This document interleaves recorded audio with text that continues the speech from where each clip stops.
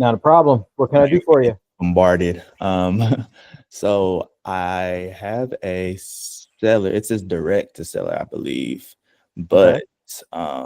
some of the stuff they were showing, it just I was confused. Let me see if I could find out. So I reached out to them because basically they didn't give me like purchase price and like all of these things. So let me see. Wait. Who didn't give you? The seller. Because what it was is I found it in a Facebook group, Okay. and it was not this one. It was they're putting it, of course, as an investment property. But I didn't have like the interest rate of the loan and like the terms on the loan. But now I have that. Okay. And they So had is it? Hold on. I'm trying to make sure that I'm following along. So okay. you say you got this deal from a Facebook group, like a post?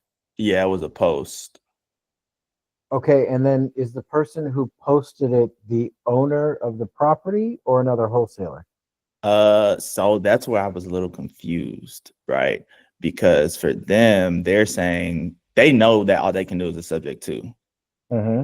So I'm assuming, but when I talked to her, she told me that she has the title and she's had it for a long time. That basically she's just trying to get 25K that they put into it. So I'm assuming they own it based off of Okay. that. All right. Go ahead. Keep going. Yeah. So yeah, based off of that, I was like, okay, I assume she's owned it. They have the title and everything. It's in her name. But where I got confused is there is a mortgage statement. Oh, it says the current principal balance is that's 195. The total is 256, but it's two FHA loans are due at the end of the loan term. So is that a balloon? No, it sounds like they have a first and a second. Oh, So it looks like they have a first mortgage probably at 80%, or yeah, they have one at 80% and probably another one at like 16 and a half, 17% as a second. gotcha. And So, that's not something we want to do, huh? well, not necessarily. It depends on if it cash flows. What's the total mortgage payments for both? So would I just add up the current principal and then it says the total is 256,449 and 22 cents. Okay, so 256,000. Okay, good. And then does it say what the monthly payments are? Monthly payment. Mortgage payment, PITI payment. So I have it shows the loan breakdown, the principal, interest, county tax, insurance. That's PITI, right? Yep. Yeah, so that shows as 2,181. Okay. And they're trying to get, you said 25,000? Yes. All right. And what will the place rent for? When I put it in to Deal Sniper, I feel like it said 20. Here, let me do this. Let me put it back into Deal Sniper because I know it's probably recorded. Maybe 1 second.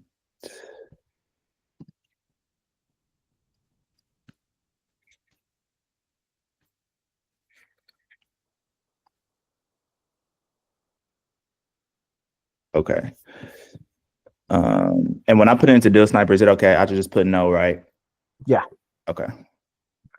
So it shows established rent 2205. 2205. Yeah. Okay. So to be honest with you, I can tell you right now at the gate, this is not going to work for an investor. It's not right. Yeah. It's Okay. not. And here's why. Basically, they're required, the investor, whoever buys this, would be required to pay out basically $2,200. Yeah. And they're only going to be able to bring in $2,200. So if I go to sub 2 and I put in the what was it, 2181? Yeah. You got a negative and Negative. 9% cash on cash return. Yeah, this deal doesn't work for an investor. Okay. So basically their only option is they need to find someone who wants to live in it.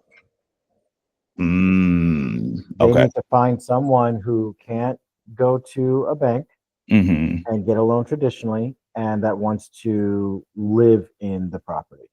and that has basically $25,000 Mm-hmm. to give her in order to move in and take over that mortgage payment. Gotcha. Okay. That makes sense. Yeah. So this one unfortunately wouldn't work for an investor. And it sounds like she's doing the exact same thing that you would do if you got it under contract trying to sell it to a homestead buyer. Gotcha. Okay. That makes sense. And so, question to add on to that is kind of what you said before. So if it's another wholesaler bringing you basically a quote unquote, that's a deal, right? That they wanted to close cash. Can you still wholesale that like with the double close, or would you just it's JP that? that's basically called a daisy chain. Okay. And the problem with that is, well, one, if a wholesaler sent you a deal for you to try and sell to someone else, then you need to either work something out with that wholesaler, like, okay, how much of the assignment fee am I getting if I bring you a buyer? Or there needs to be enough left in the deal, enough wiggle room for you to add whatever you want to make on top of that. Gotcha. So it can get a little messy. Yeah. But as long as the paperwork is done right and everybody's on the same page, I mean, daisy chains can work just fine. You just got to make sure that everybody's doing it the right way. Gotcha. Okay. Yeah, because there was one of the properties she mentioned she wanted it for 165, and I was like, well, I wouldn't want it for 165. Let's just say 130. And so at that point, let's say I get under contract for 130 with the wholesaler, then I would just upsell it to my buyer at, I don't know, let's just say like 180, and then that'll give me that margin in between. Correct. Okay. That makes sense. All right. Yeah. I mean, that was really all my questions. I really appreciate it. All the videos are very helpful. So just keep those on repeat. So sounds good. Well, if you need anything else, you can either hit me up in the main chat or we can schedule another one-on-one. Also, the live tonight is at 6 p.m. Central. Awesome. Sounds good. Thanks, Sean. No worries. Talk to you later. All right, have a good one.